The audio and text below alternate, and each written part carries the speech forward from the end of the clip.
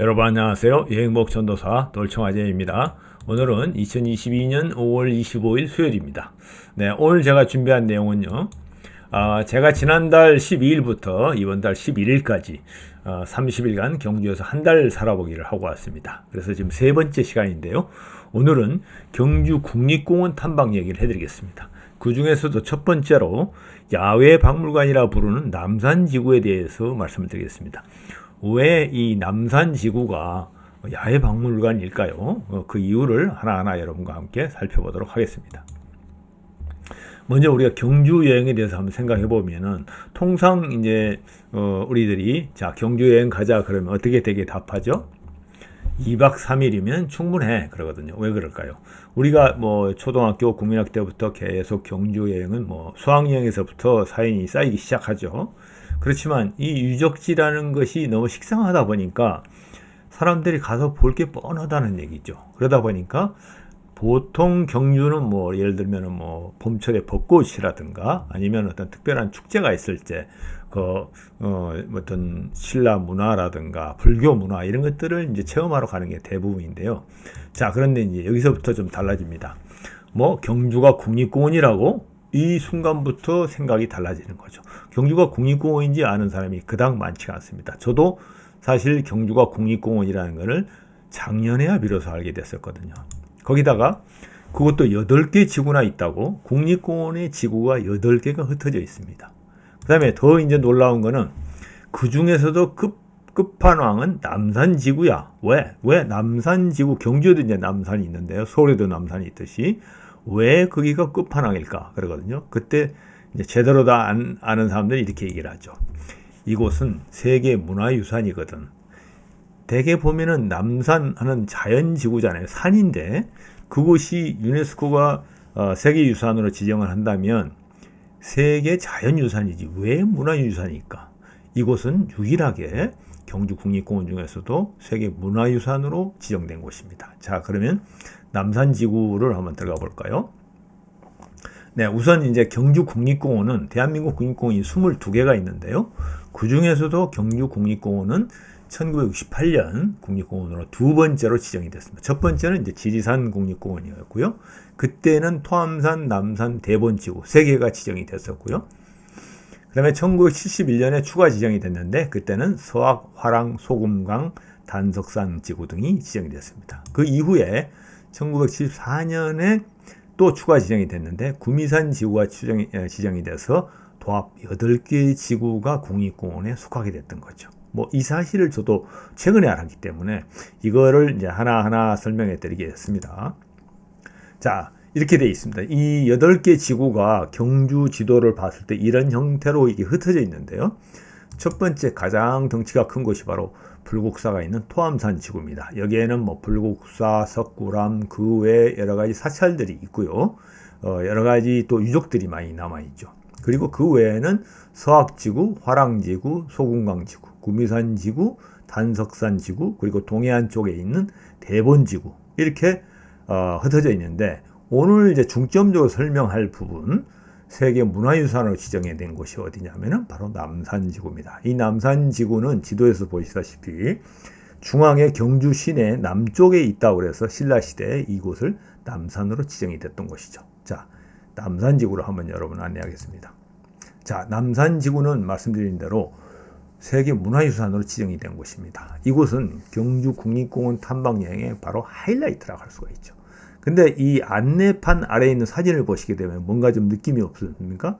저는 보자마자 이게 왼손 등을 이렇게 엎어놓은 것 같은 느낌이 들었어요. 그래서 이 손가락과 그 다음에 엄지손가락, 그 다음에 이 가장 손등이 높은 지역이거든요. 그게 이제 산의 높은 지역인데, 자, 이런 이제 형태를 가진 아주 신기한 부분인데요. 이게 바로 세계문화유산으로서 신라 불교 문화의 유적의 보고이기도 하죠. 그래서 이곳을 이제 야외 박물관이라고 부르는 거는 이곳의 산속에 국보 1점, 보물 14점, 사적 15개 소 등 그 외에도 뭐 유형문화재까지 다 하면은 한 200여 점이 있다고 그래요. 그래서 이곳은 이제 특히 삼릉, 용장골, 세각골 코스 등 약 20개의 등산로가 있는데 오늘 이제 중점적으로 그 남산지구에 대해서 한번 이렇게 말씀을 드리도록 하겠습니다. 자, 경주 국립공원 남산지구는 이 손바닥을 이제 거꾸로 이렇게 세워놓은 그런 상황이라고 보면은 이렇게 한 20여 개 되는 이 등산로가 있는데요.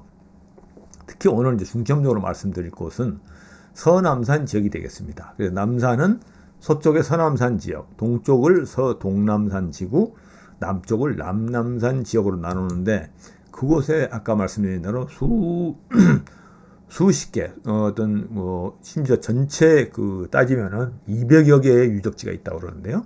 수많은 유적들이 이렇게 흩어져 있는 말 그대로 신라 문화유적의 보고이죠. 문화유산이라는 거죠. 자, 그 중에서도 제가 중점적으로 오늘 말씀드릴 곳은 남산지구 탐방로에 대해서 말씀드릴 것입니다. 자, 첫 번째 남산지구 탐방로는 삼릉 탐방로라고 해가지고 서남산 지역에 있는 삼릉에서 바둑바위, 금호봉, 용장골을 거쳐오는 아주 하이라이트가 되는 가장 중요한 탐방로가 되겠고요. 두 번째는 세각골 탐방로로 그래서 세각골에서 칠부람을 거쳐서 연불사지 쪽으로 가는 곳이고요.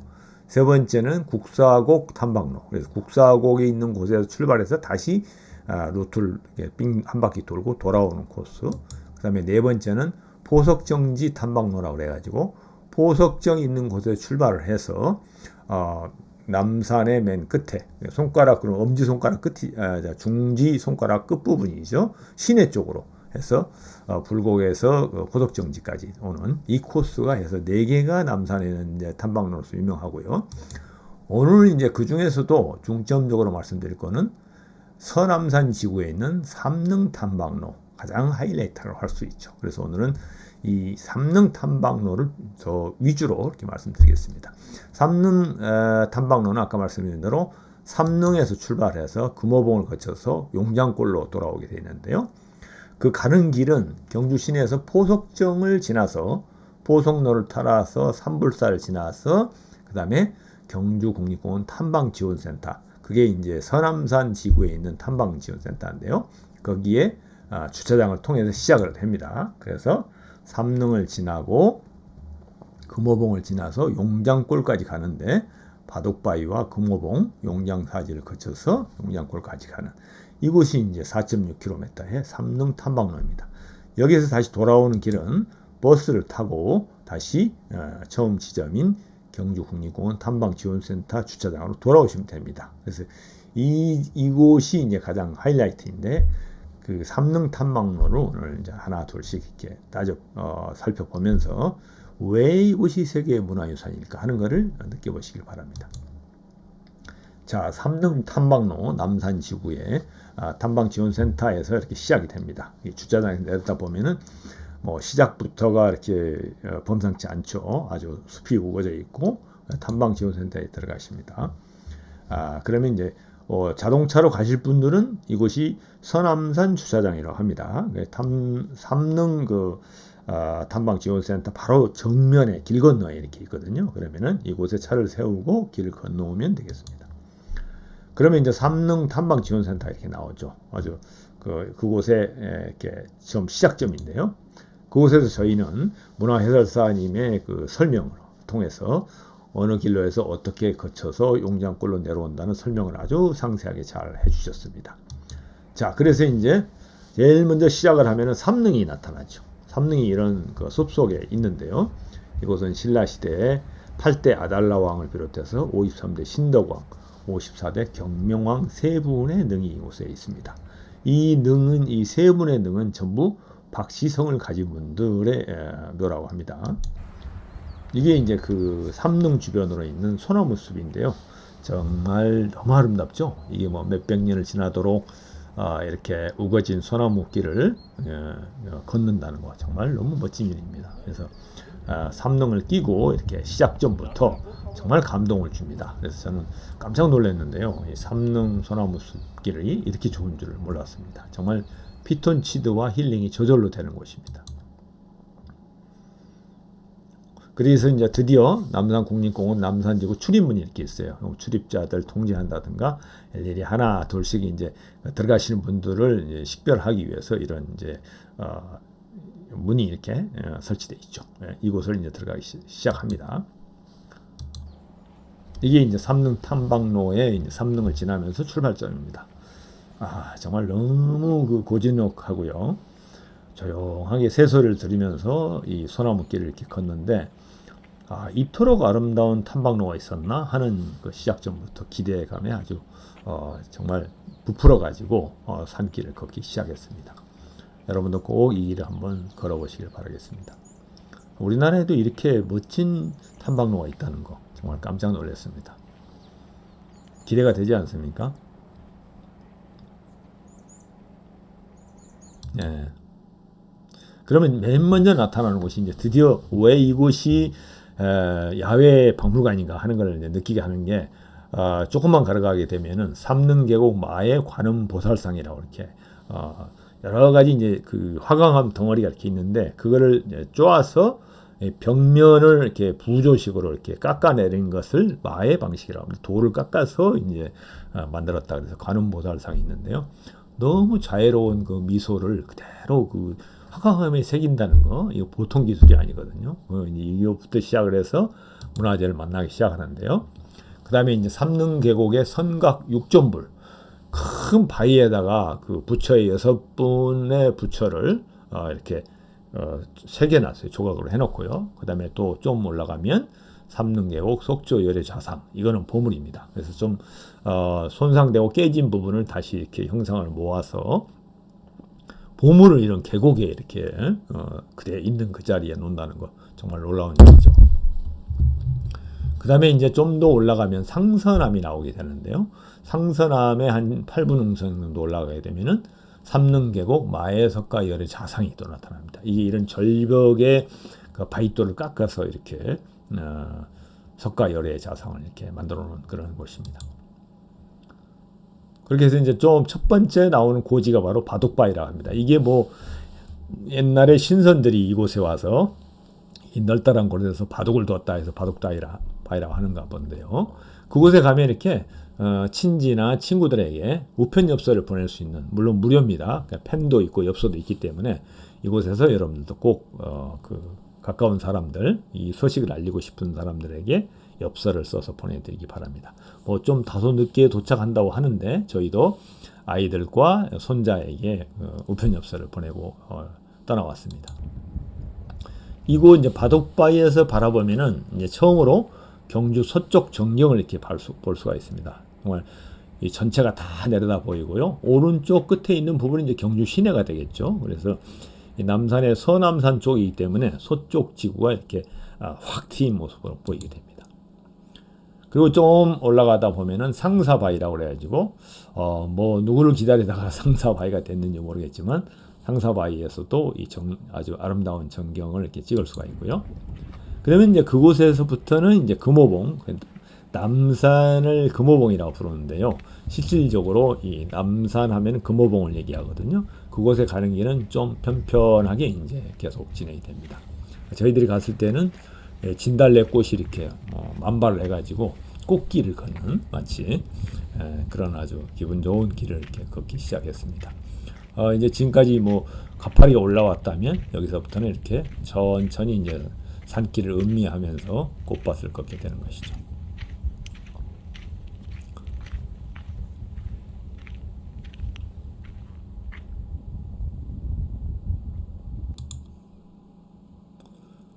그렇게 해서 이제 금오봉 정상에 이렇게 도착하게 되는데요. 여기도 정말 너무 멋있었어요. 이 금오봉 이렇게 한문으로 써져 있는데요. 근데 그 특이한 게 오자가 까마귀 오자가 아니고 저쪽에 경남 쪽에도 금오산이라고 있잖아요. 거기에는 까마귀 오자를 쓰거든요. 근데 여기에는 거북이 오자를 썼어요. 아주 좀 특이한 것 같습니다. 그래서 이곳이 마치 그 거북이 등과 같은 그런 모습. 저는 이제 손등으로 봤는데 그런 것에서 유래하지 않았나 이렇게 생각을 합니다. 이제 금오봉 정상에서 이렇게 이제 한번 호연의 지기를 한번 외쳐보고 인생샷도 하나 찍고 이렇게 출발을 또 하였습니다. 그러면 이제 다시 이제 반대편으로 가는데 그게 이제 용장골로 가는 거거든요. 이 용장골에도 만만치 않습니다. 이곳이 정말 이 골짜기 사이에 어떻게 보면은 가장 큰 남산에 있는 계곡인데 그곳에 무려 절터가 18개, 석탑이 7기, 불상이 5구나 있는 아주 정말 보물이 여기 다 숨겨져 있는 그곳이 바로 또 용장골입니다. 그래서 아까 말씀드린 그 삼릉에서 올라오면서도 유적지를 보지만 이곳 용장골로 내려가면서도 수많은 보물들을 보게 되는 거죠.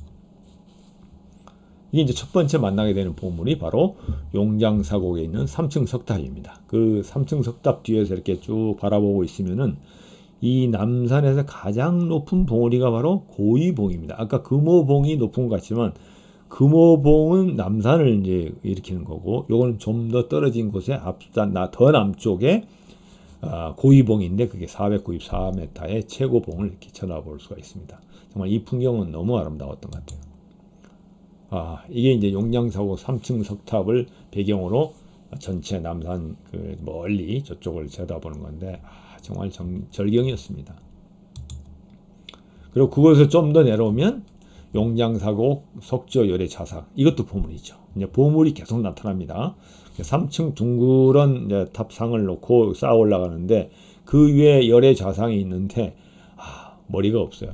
머리가 없는 이 석조열의 자상, 누가 이렇게 했을까요? 참 안타까운 일인데 저 머리를 찾아서 언젠가는 좀 거기에 이렇게 원래대로 복귀를 했으면 좋겠습니다.